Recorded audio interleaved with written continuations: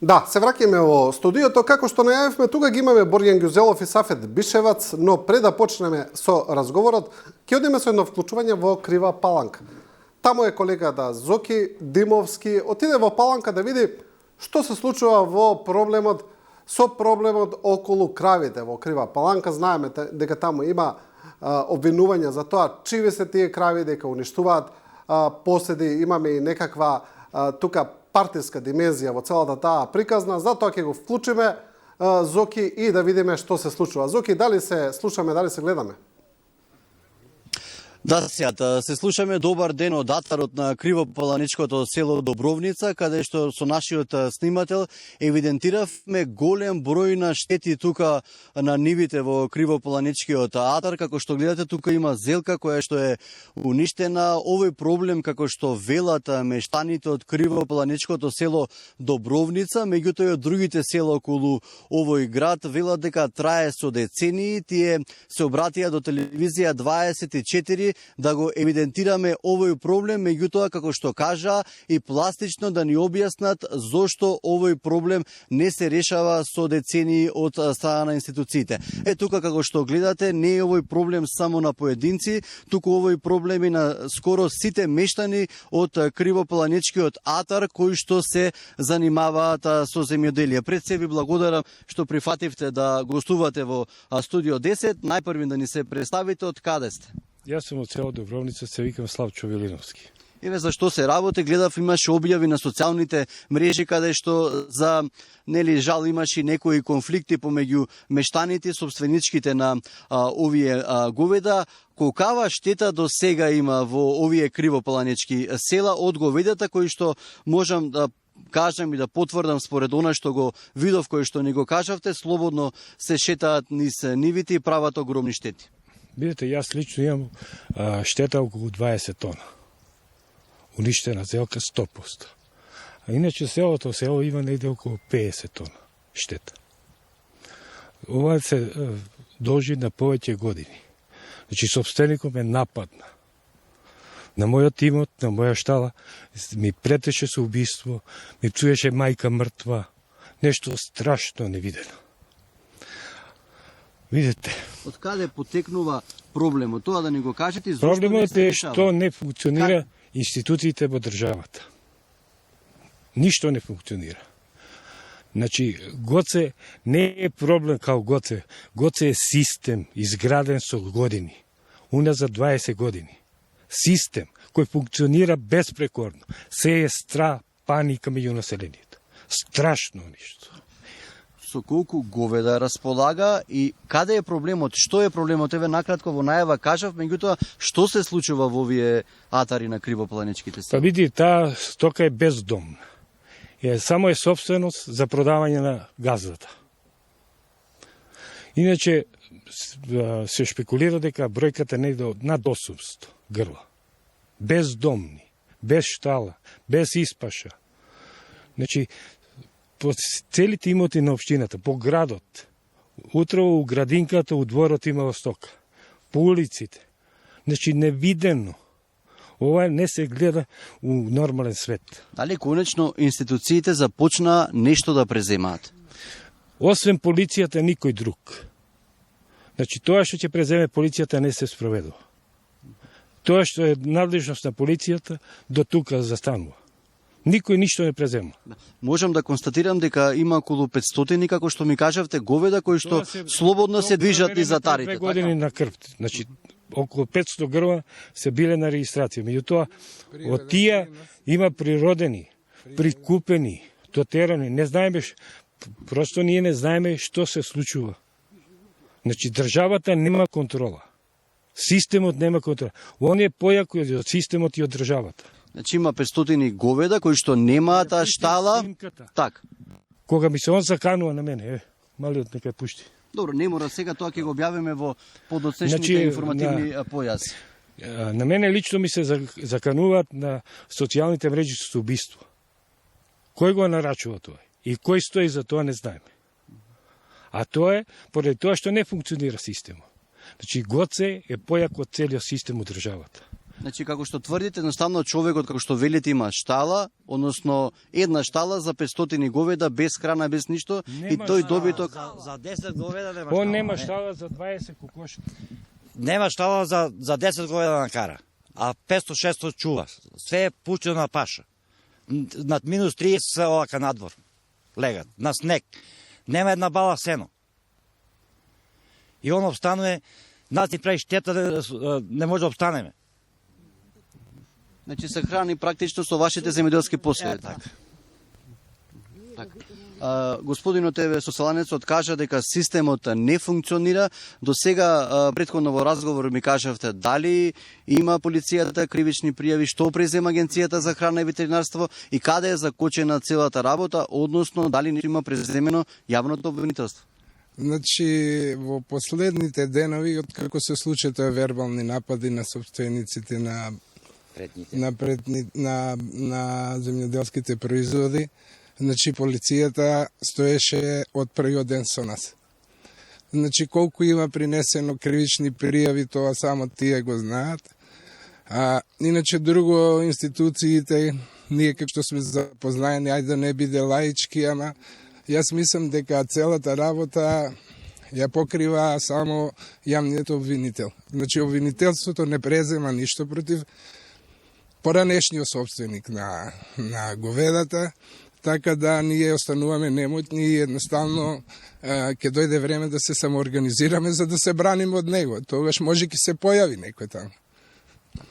Ви благодарам за разговорот. Еве тука пред да се одјавам, само да кажам дека овој проблем, како што кажуваат мештаните, трае речиси една деценија, инаку од Агенцијата за храна и ветеринарство пред половина час ни потврдија дека досега се одземени 20 на крави од поранешните собственички, тие се пренесени на соодветно место, меѓутоа тоа потврдија дека инспектори на Агенцијата за храна и ветеринарство практично биле попречувани од собственичките да ги одземат и останатите крави, како што тврдат овие мештани, околу 600 крави со кои што располагаат собственичките. Има повеќе кривични пријави за уништување на земјоделски посеви, меѓутоа и за агресивно однесување и за напади кон мештаните. Како ќе заврши оваа цела проблематика, очекуваме да видиме во наредните месеци. Од Агенцијата за храна и ветеринарство ни потврдија дека нивни екипи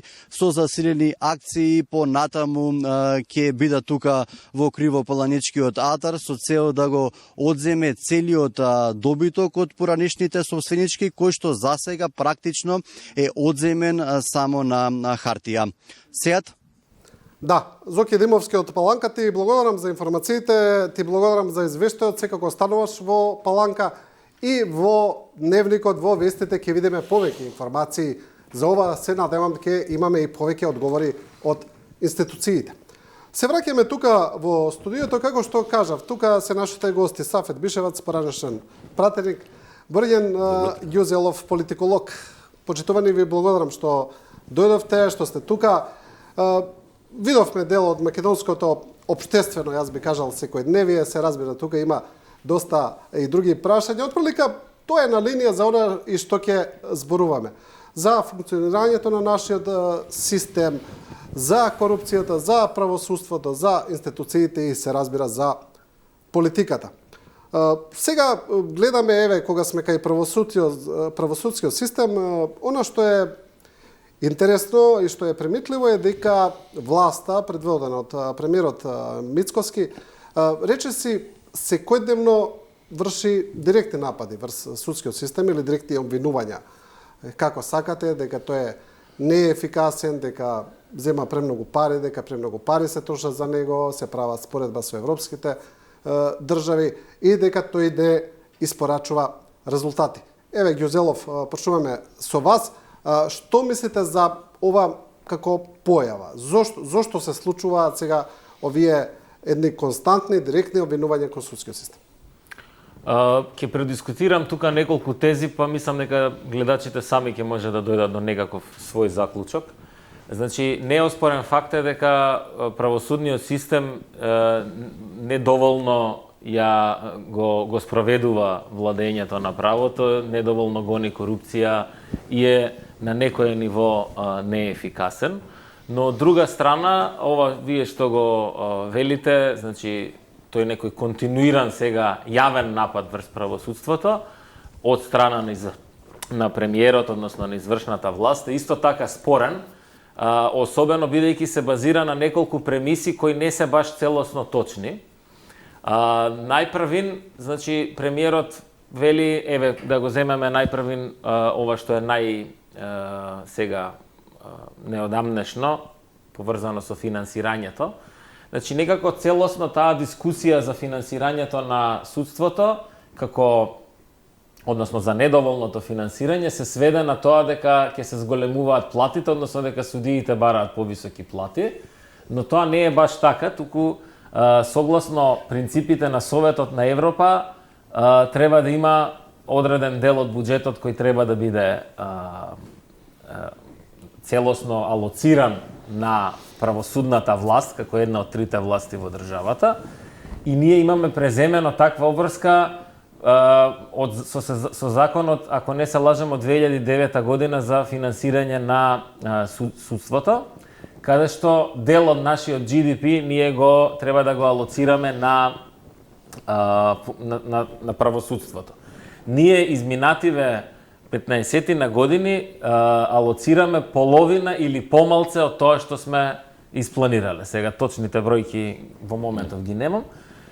Тоа значи дека ние сами не го почитуваме нашиот закон. И тоа не само оваа власт, туку и предходните власти не успеа да воспостават здраво финансирање и со тоа да обезбедат една автономија на правосудната власт, која потоа исто така ќе влие на перформансот, затоа што не се само платите, се работи тука и за опрема, се работи за истражни центри, за обуки, за бесплатна правна помош и така натаму. Значи, богатите држави кои веќе, сиромашните држави, најголем дел од парите за буџет, за судски буџет ги даваат на плати, но богатите држави исто така имаат високи буџети и таму освен за плати, пари одат и за други важни сегменти од правосудството кои кај нас се скроз надвор од јавниот дискурс.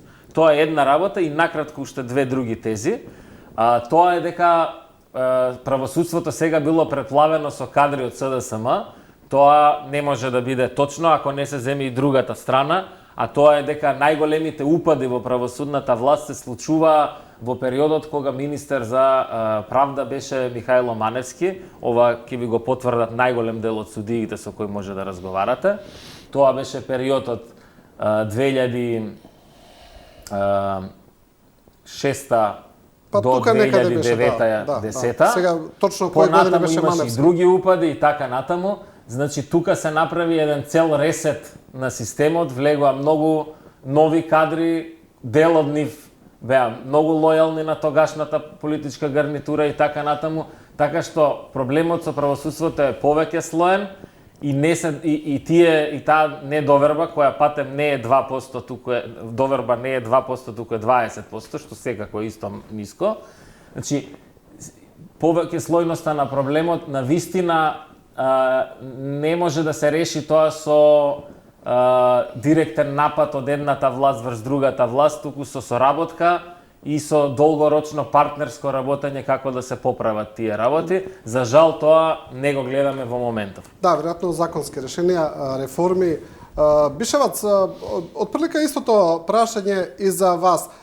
Ова што го кажа Ѓузелов во врска со довербата во судството, дека 20% од граѓаните имаат доверба во судството, всушност тоа се поклопува со некој бивш начин на водење на политика од страна на политичарите, кога они одат едноставно го следат јавното мислење и знаат дека луѓето јонака не му веруваат, дека можеби таму е најлесно да се напаѓа.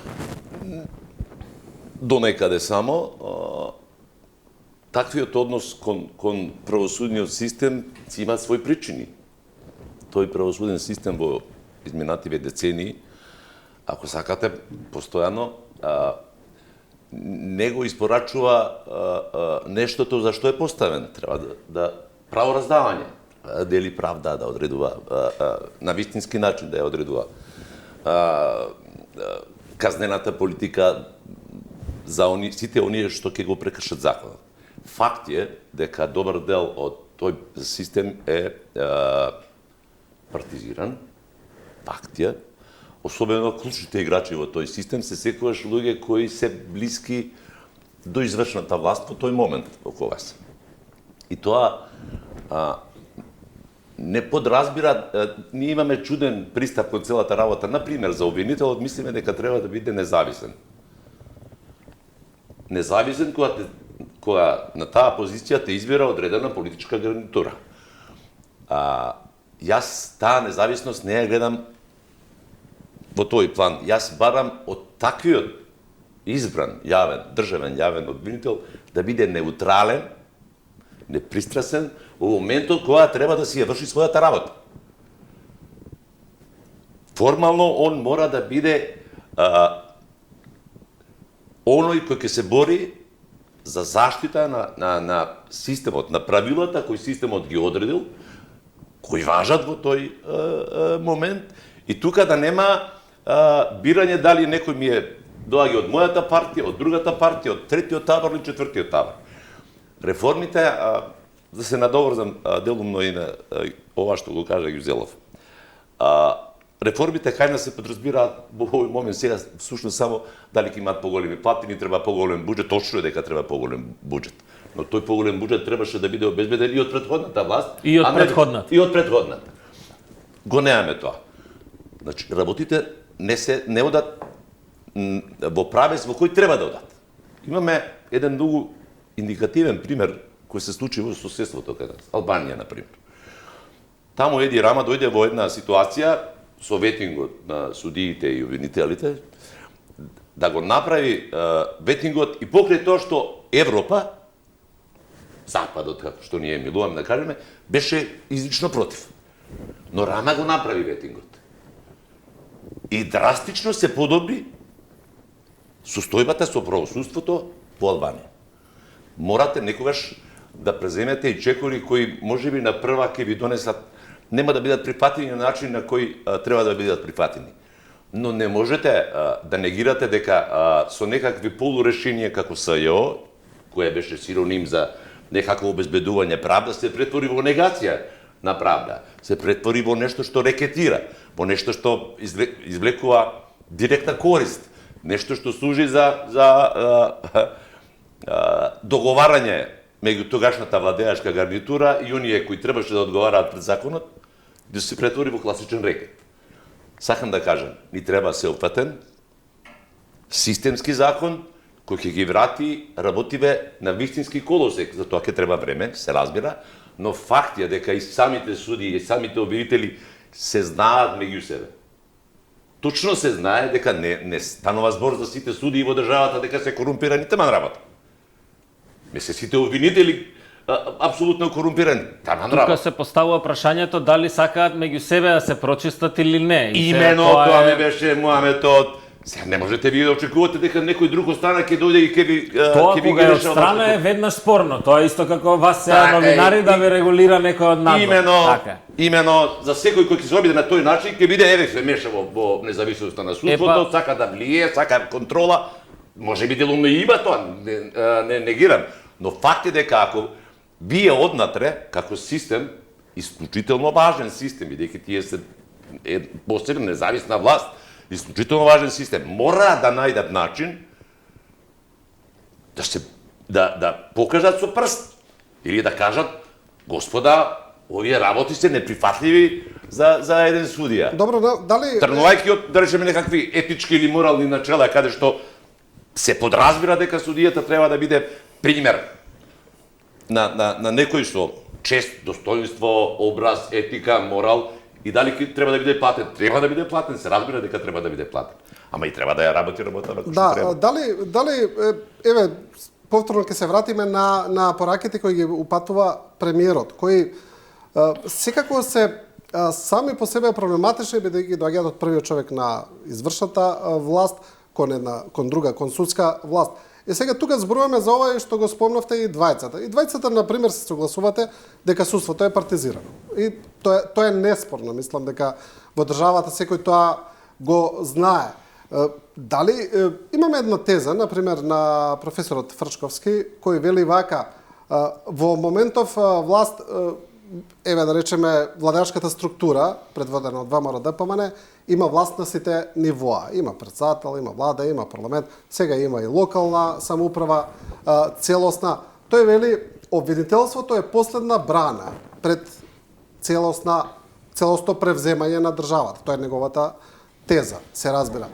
И сега имаме едни секојдневни напади на премиерот врз судството и тука веднаш се создава еден страв, дали сега не зборуваме за искрена намера негова да го прочисти судството и тоа да се работи независно како што треба и објективно, или се работи за обид за превземање и на тоа таму што не е превземено. Мислам дека ќе се оди порано или подоцна на условно кажано некое преземање, ама од друга страна не мислам па сега дека во моментов па обвинителство е некаква брана, бидејќи никогаш не ни било затоа претходно. ги кажувам теза, че се е тоа релативно и која ќе само една мало допрецизирање. Не е судството само по себе партизирано, тука има повеќе нијанси, повеќе интересни групи кои влијаат. Значи судството е под влијание и е недоволно моќно да, односно мнозинството суди веројатно не се доволно моќни да се одбранат од тоа влијание. И сега ако ми дозволите на кратко, бидејќи имам докторирано на темава, значи практично постојат некои три групи нема да одиме во пропорции, ама има некои три групи на суди. Има онакви навистина кои се со интегритет, кај кои никој не ни пробува да се јави затоа што нема кој да крене таму слушал. Такви има и обвинители. За жал тие не се многу и тие не се тие што ги диктираат правилата на игра. Туку наспроти тоа, тие се жртви на едни правила на игра каде што се наградува конформизам, каде што се наградува блискост до одредени групи, каде што се наградува лојалност кон и партии и послушност и така. Тие се значи за жал повеќе и тоа е сега исклучок на втората правила, група. Да, сега тука е втората група на таа е да речеме најголема и таа е најконформистичката група и таа игра по овие искривени правила на игра кои за жал се изградија, тие постоеле и од Југославија постоела некаква партизираност и некакви влијанија и тогаш се разбира, но овие години, особено во овој период што го спомнав кога беше Михајло Маневски министер за правда, ова јас сум го научил од интервјуа со суди и обвинители, не е ова нешто јас сам што сум го измислил. Тој период е периодот каде што во најголем дел се јавува таа една внатрешна нивна професионална несигурност, каде што се гради овој конформизам, затоа што ако не играте по тие правила, нема да бидете унапредени на повисоко место, а можеби, ако сте многу гласни, може да бидете и префрлени во суд за прекршоци или пак воопшто да бидете и разрешени. Значи имаме такви случаи кои потоа паднаа на Страсбур, имавме случаи кога се менува годишните распореди на основниот суд во Скопје за да се тргнат одредени тешки судии, нели судии со интегритет од АКМИС системот за да не судат притвори за обвинетите од СЈО и така натаму. И има една трета група, тоа се тие класични перјаници кои играат со одредени партии. А инаку овие што се најголемава група на конформисти, тие за жал играат и на едната и на другата страна. И гледаат да бидат чисти, тие не одат во некоја тешка крајност. Мислам, имаше крајности во тие крајни години на владење на Груевски, кога имаше експлицитни влијанија. А ова се друго е некаде измеѓу и тоа практично го рефлектира не само овој судски систем, тоа и во другиве институции го забележуваме, кај што имаме службеници кои цело време или ќе гледаат да префрлат работата на некој друг, а они да бидат чисти, не сме сработиле ние ништо, ама ништо не сме ни сгрешиле, а има тие некои главни перјаници кои ги диктираат правилата на игра. Отприлика, Значи, истиот принцип. Да, отприлика вака малку посоциолошки има тука повеќе нијанси, така да еве на кратко да се вратам на прашањето, за жал обвинителството не било брана и не е ни сега брана, а дека во еден момент кога ќе се смени републичкиот на еден или на друг начин, претпоставам дека ова е малце играње на таа карта да се создаде јавно мнение за тоа да се случи, дека после ќе се стави полојален човек, ќе се стави. А претходниот исто така имаше многу спорна биографија, имаше подобри кандидати и така натаму, така што овој систем на негативна селекција едноставно промовира послушништво и такви се и постоечките со честни исклучоци лидери во правосудниот систем.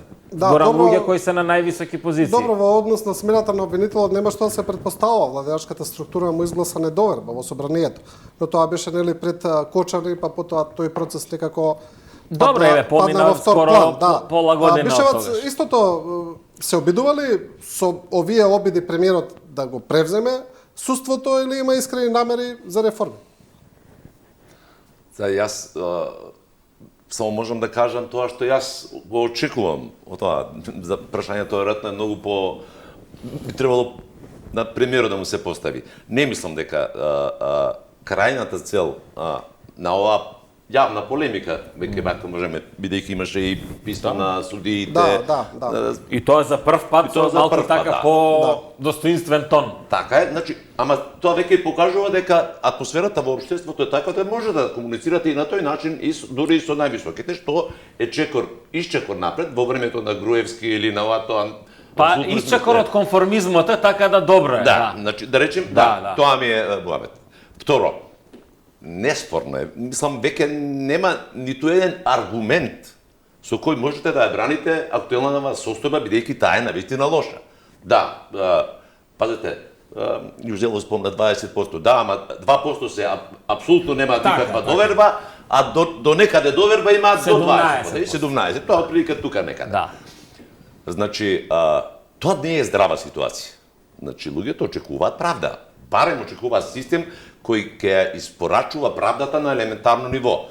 Што не се од тезата на господин Фршковски дека обвинителството е после набрана, претпоставам дека тргнуваат фактот дека актуелно државен јавен обвинител е поставен во времето на владата на СДСМ и ДУИ, а како што и практично еден од клучните обвинителот за Абази, за организиран криминал и корупција, тој е еден од клучните алатки во целиот тој обвинителен систем, е поставен формално избран. Избран од обвинителите. Од обвинителите, така е, формално избран од обвинителите, но апсолутно човек близок до една политичка гарнитура која сега е во опозиција.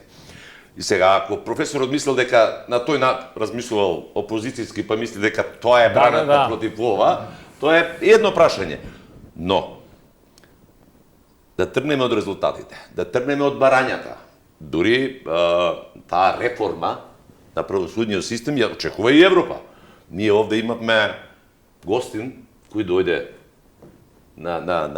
како испомош практично, да ни помогне, да ги согледа проблемите и да ни покаже како да ги решаваме. Пример. Имаме многу гости, колку какви Согласно, се ова беше проекти на имаме, хартија. што се Ова беше на хартија, ова е, вака треба, ова треба, така. И ние од целта таа работа не реализиравме ни П од извештајот на Прима. Значи, следува... На крај да, на тоа се сведе, На тоа се сведе. Значи, во таа битка мора да се тргне. Дали некој тоа во овој момент, и мислам дека ветингот, еден транспарентен процес, еден сеопфатен процес, кој ќе го прави, и за тоа треба да се разговара, и тука е улогата на опозицијата потребна. Има испротивставени аргументи за ветинг. Јас што мислам, како мислам дека треба. Навистина треба да се прочисти тој судски систем, бидејќи, пазете, ако корупцијата е рак раната на ова општество, судиите апсолутно не се исклучени од тоа, напротив. Да, Бишевац, но интересно е што за ветинг се залагаше само ДУИ, најгласно. И сега Ама тука се имаме залагаше тука имаме 20 една- години на власт беше, Да, а не го направи ветинг. Да, па за тоа е интересно, да.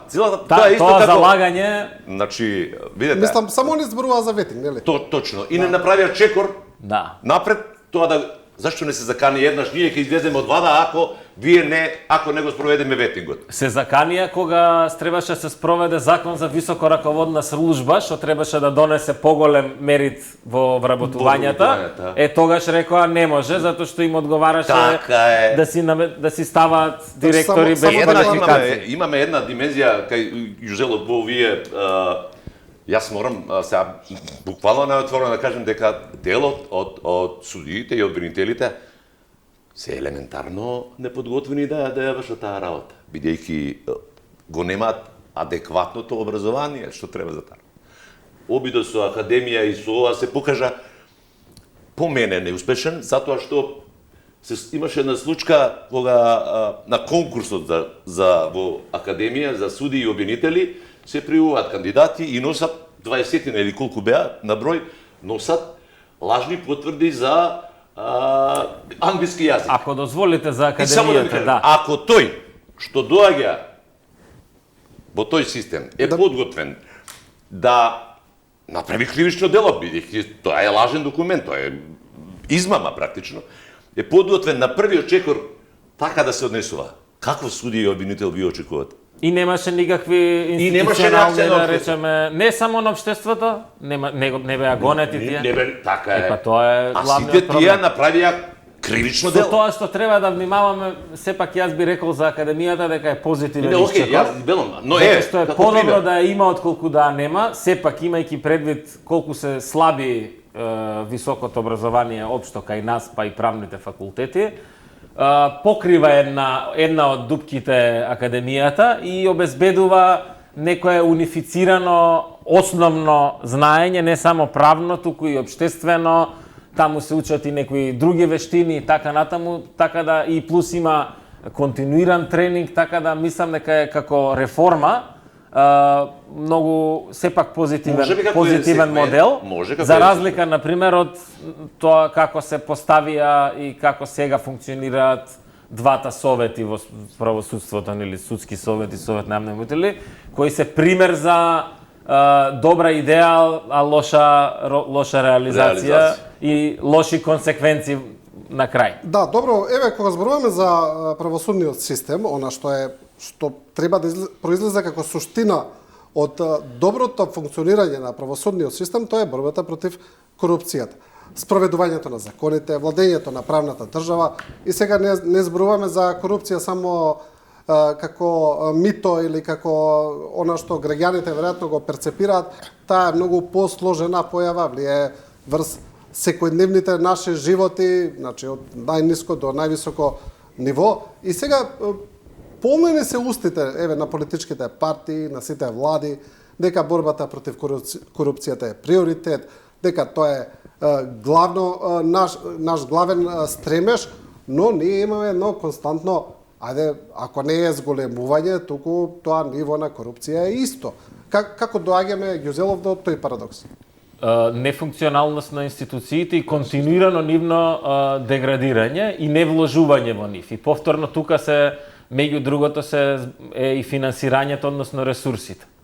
Значи, тоа е еден од клучните проблеми. Институциите се недоволно подготвени и да се борат со проблемите со кои се соочени. И тука не се само финансиски ресурси, тука е и кадар. Значи, превработеност има во институциите. Ако ќе прашате за квалитетен кадар што може да истера, да заврши работата, да работи по случај, да прави истраги, да биде независен и непристрасен, тоа не достига. Значи, тоа е клучен проблем, немање капацитети. Други два проблеми кои произлегуваат од ова е недоволна институционална соработка. Значи, институциите меѓу себе уште комуницираат и покрај многу странски проекти за интероперабилност и така натаму, уште и целата таа идеја дека треба да се дигитализираат работите. Ако за најситна обична работа јас како граѓанин треба да одам 3 пати во УЈП за да добијам потврда за даночен резидент, еве сега после ова ќе одам таму. Тоа сите тие интеракции, сета таа неажурност креира простор за некаква злоупотреба на дискрециони овластувања и конечно она што претходно веќе го зборевме, влијанија, но не само партиски, туку приватниот интерес се повеќе влие и го злоупотребува, ги абсорбира, ги злоупотребува институциите и тие не се во можност да го бранат јавниот интерес. Еве, земеме примерот, трагичниот пример со Кочани. Значи, целата архитектура на нефункционалноста на институциите од една страна и нивната заробеност од страна на некакви приватни, локални или национални шерифи, од друга страна. Тоа ни го покажува, еве и сега ќе имаме и повеќе детали како ќе тече судењето, ќе знаеме и повеќе за доказите на обвинителството и така натаму, значи ќе влеземе во детали и ќе сватиме дека тоа ни се случува насекаде. И сега тоа кога така се случува насекаде, кога главните актери кои се и бизнисмени, не се само политичари и политички партии, кога тие злоупотребуваат моќта и ги корумпираат институциите, после тоа тие преседани продолжуваат и кај обичниот народ и после сега сите викаме што ако можат другите, можам и ја. А ако било, не знам, се градело пред 20 години на диво во Арачиново, сега можам и јас да градам на диво во центар на Скопје и така натаму. Значи, едноставно ни се искрира, ни се испреврте смислата за државотворност, за индивидуален интегритет и така натаму. За одговорност, за почитување на закони, се разбира. Бишевац, еве уште едно прашање за ова. Кај нас, обвинителот на хартија, по закон, има овластување, значи да постапи секаде. Тој нема никакви ограничувања. Тој буквално има едно многу широко овластување, тој може да влезе и кај премиерот, и кај председателот. Сега зборуваме за највисоки инстанции, да не зборуваме за оние подоле. Слично е со судиите, тие имаат доживотен мандат, би можеле да постапуваат навистина независно, доколку сакаат. Доколку добијат од обвинителот добар предмет. Да. Така е. Еве, Судите сега само зборуваме некој кој треба да суди од тоа што е поднесено како пријава, колку е аргументирано, докажано до крај, и имате друга страна која има право на одбрана. И да дополнам уште нешто околу капацитетите, извинете што ве прекинав. Еден од клучните проблеми на недоволни капацитети е кај обвинителите, односно обвинителствата кои се уште немаат истражители, односно истражни центри, каде што повторно владата, односно државата, не го почитува сопствениот закон за кривична постапка и сите истраги се уште се водат од истражители во МВР. И за истражителите како професионалци е подобро да бидат службеници на Министерството за внатрешни работи заради плата, други бенефиции и така натаму, отколку да бидат преземени од страна на обвинителството.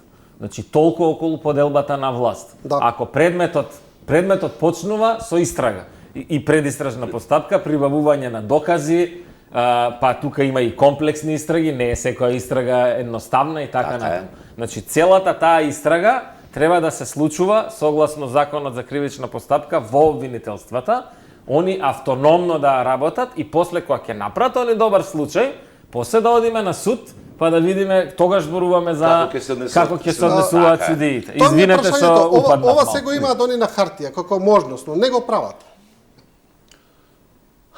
Па еве, тие се причините, многу причини имаме. Што само укажува на потребата тоа дека мора нешто да се направи. Чекорите веројатно ќе значат и промена на некои луѓе, покажување со прст на некои луѓе за кои има докази, како што беше врховниот судија кој го патија за примање мито. Тоа велат нема борба против. Има, можеби тоа апсолутно е недоволно. Јас се согласувам, апсолутно е недоволно таа борба, но дека некаков исчекор имате. Еве сега еден директорот на платежна агенција патен за мито и е обвинет. Она што сакам како човек, како граѓанин на оваа држава, на мојата држава, Македонија, случајот Кочани да биде првиот студењето во случајот Кочани да биде првиот чекор во реформска насока. Таму сакам да го видам словото на законот, апсолутното почитување на процедурата, апсолутното почитување на правото на одбрана на оние кои се обвинети. Оти само така можеме да дојдеме до правда. Ти имаат право. Има случаи кога тие сите се виновни. Видете, се разбира дека има таму виновни. Се разбира дека има, ама сечија вина морате да докажете. Сечија вина мора да докажете. Затоа велам, случајот Кочини, иако е ужасна трагедија, ќе остане на совеста на оваа држава, Господ знае уште колку време, за мене треба да послужи како прв сериозен ичекор во правењето реформи во правосудството. Бидејќи таму Да ги ве имаме сите. дополнам ако може. Може, да, само да. Значи тука треба обвинителство да покаже што направило, како направило, кои докази, зошто, како. Тука треба да биде судијата, како некој кој треба мериторно да одлучува врз основа на она што му го понудија како доказ за сторени кривични дела и оние кои се обвинети во тоа што го кажуваат во своја одбрана. Таму треба да го видиме правесот. Ако тргнеме после овој случај во таа насока, мислам дека многу полесно ќе биде со сите се останато што ни е потребно. Се разбира и брзината и динамиката на процесот е многу важна во овој случај. Ѓузелов? Зборувајќи за Кочани и ова се што го кажувате се сложувам во најголема мера, но пак е тоа реактивно, веќе се случи Кочани. Така. Ние она што треба да направиме, а не гледам дека изминативе 6-7 месеци се случува. Се случуваше првите 2 недели, 3, сите други системски слабости кои се веќе свесни сме дека се утврдени, затоа веќе не ни треба нас докажување на вина и судија.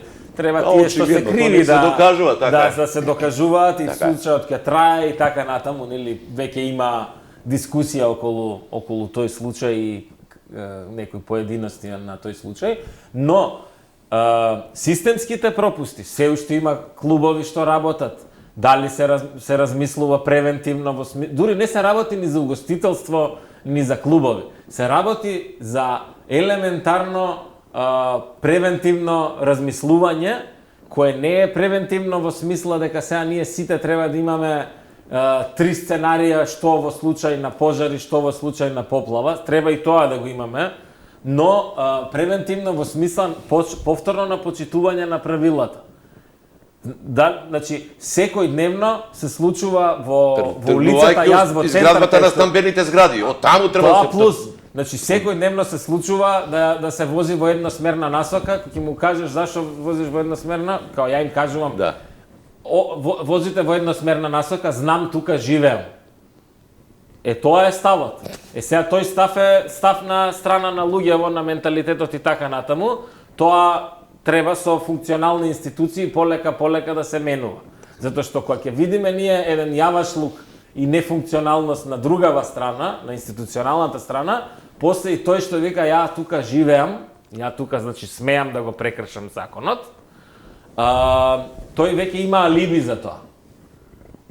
Значи, тие системските работи, ние ги дискутиравме, ако не се лажам, со некој од вашите колешки баш во ова студио, недела дена после трагедијата, и тогаш имаше засилени инспекцијски контроли, па се одзедоа лиценци, вакви лиценци, такви, одлично, супер, но дали имаме континуирано следење на тие работи?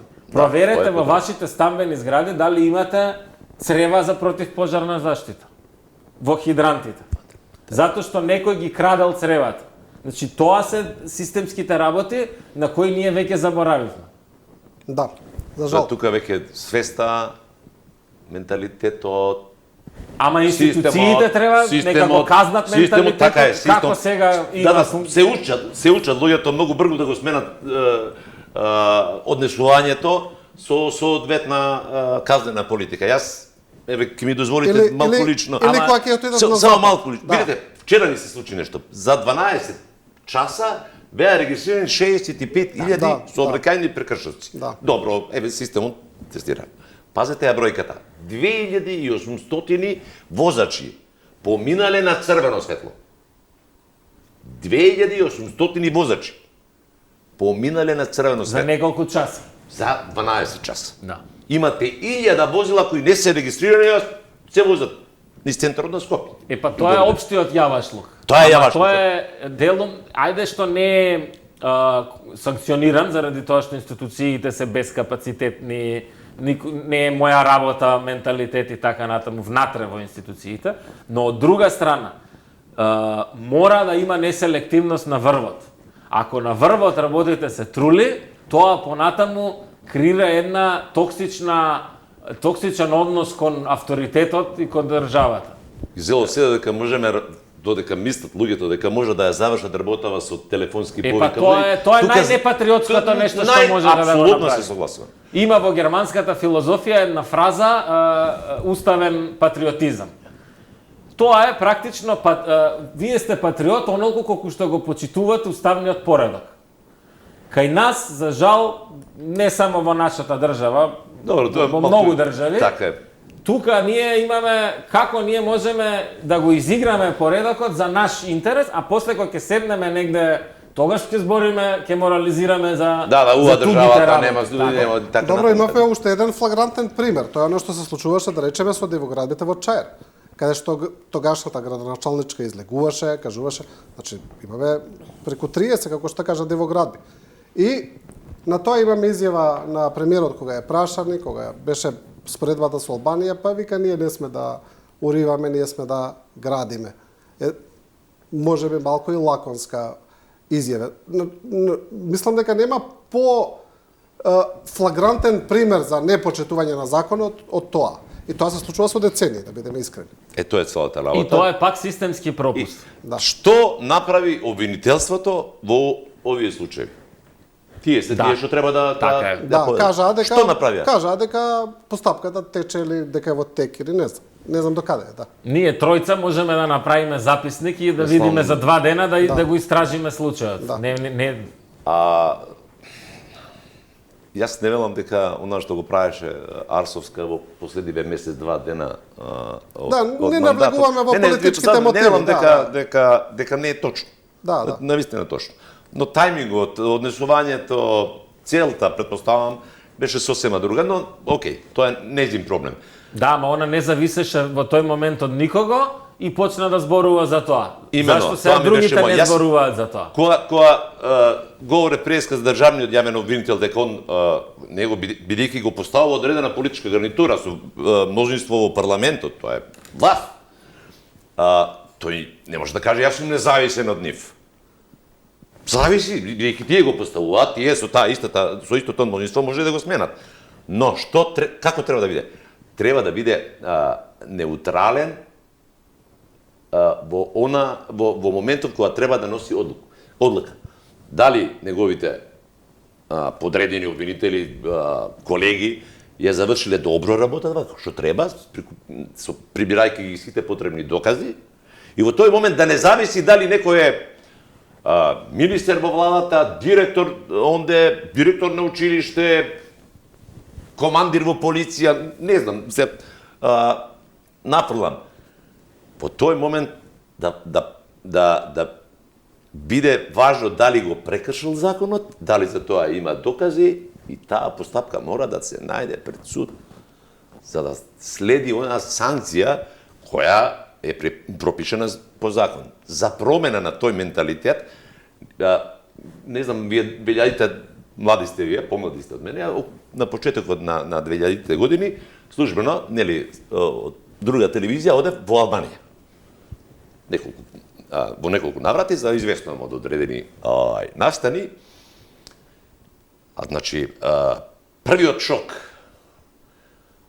кога влегуват во таа држава беше тотален хаос во сообраќајот. Таму не се знаеше лева, десна, две ленти. Тоа беше џунгла. Сега веќе се вози подобро него тога. Сега, последен пат кога бев, вие не можете да ја препознаете таа држава. Да. Изнајдоа начин, тие кои мислеа дека со тоа што од еден комунистички, социјалистички систем влегуваат во демократија, тоа подразбира дека тие може да се однесуваат како што сакаат. Па не е демократија претварањето на системот во анархија, правењето што сакате. Има правила, има ред. Ама Албанија Почна институциите да ја работава. Казна една, казна две, казна три, нема пријател, кум, роднина, братуче, тетка, ова, нема. Си ја плаќате казната и тоа не на лице место, кога идете, како што е во Косово, ќе идете во општина, да ви оземе уште 2 сати, дури ја платите казната, да се вратите назад и да изгубите цел ден, плаќајќи казна, затоа што сте возеле побрзо. Побрзо сте возеле. И сега, ако ви се исплати и друг пат да ве начекаат со истата казна, и па да го изгубите денот, одејќи во општина или во почта да платите, тоа е друга.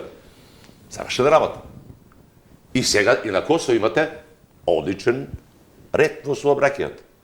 И нема кога ќе ве запре полиција, како што има, јас лично бев учесник, нема тука се брзам, не се брзам, него видов знакот, нема. Тоа е, повелете. Ова е прва работа, полицајот да праша што работи. Што работиш? Да видиме што можеме ала звериш да Така тера. е.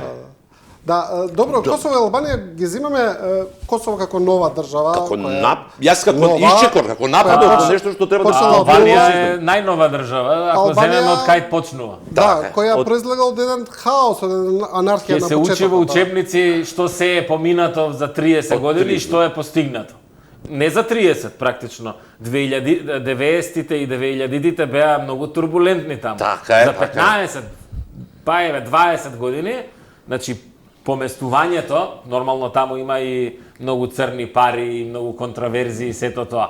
Ама од стартната точка од која е почната и каде е стигната, на вистина тоа е фасцинантно.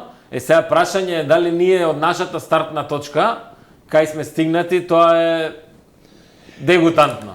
Да, За жал. но да бидеме докрај објективни, Албанија има една геостратешка предност, тоа е една работа, второ, Албанија ги немаше пријателите кои ги има Македонија од почетокот на суверенството на оваа држава, се тоа фактори кои сериозно влијаја на она што се десува и дури ако еве сега пак ќе бидам толку слободен да кажам, до некаде и Тоа лицемерното ѓубре ние што го однесување на имаме европско. вардариште, што имаме ѓубре и што имаме ѓубре по улици не е ни заради бугарите, или заради грците, мислам. Именно се согласувам, затоа бе, ама Или он- нефункционалноста на институциите, кај што се треба сега на хартија да оди па некој таму ставил подпис, не стел, па да Апсолутно се е така. молиме.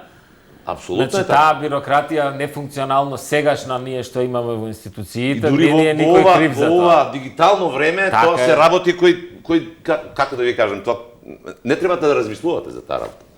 Не би требало да имате било каков проблем. А вие морате да идете, вадите извод од матична книга на родени Не постар. и не постар од 6 месеци. Мислам, као нешто ќе ви се смени у И не можете изводот. да го извадите. Не тоа. може да го Или извади. ќе ви го тоа е или ќе ви го нефункционално. дадат со сгрешена една буква, бидејќи и такви работи има, само за да морате да отидете повторно и да замолите некој Добро, таму, абе, да те не молам бидеме за бидеме кафе.